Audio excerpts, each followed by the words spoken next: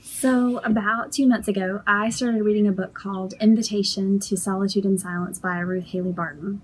And at the beginning of the book, the author describes a time in her life when a counselor describes her spiritual state as being like a jar of river water, all shaken up. And the particles of emotion and busyness and tasks and endless thoughts have been clouding some of the things that she needs to see about herself. And so she goes on to describe how she uses the practice of silence and solitude to allow some of those things to settle. And she examines the story of Elijah, one of God's prophets from the Old Testament, to see how God works through this practice. And Elijah had done some really amazing things for God. But when we find him in 1 Kings 19, he's actually on the run for his life. And God leads him into a period of 40 days of solitude, which sounds kind of familiar.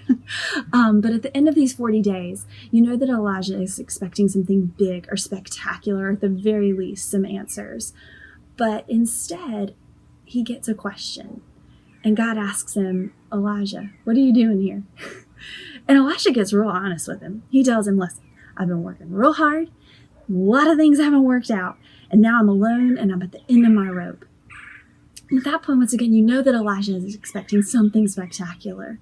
And going on all around him, as he's waiting there in that cave, there's fire going by, and there's wind, and there's even an earthquake. But it's not until there is a gentle whisper that God is truly there. And again, not with answers, but with the same question, Elijah, what are you doing here? And once Elijah has been able to be still and receive the presence of God, God's ready with his next steps and with his plan.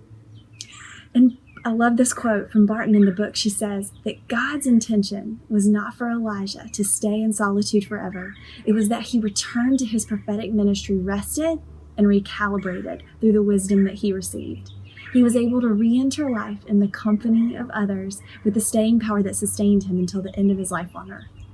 And while for some of us, I know that is going to be a challenge to find that same kind of solitude and silence that Elijah found, but still consider that if we stop for a moment in this moment and allow some of those particles just to settle so that we can hear the word of God speaking to us today, maybe shining light on some things that he wants us to see or to change, that we may be more ready when that moment comes for us to take our next steps so that we can be recalibrated through the wisdom that we've received.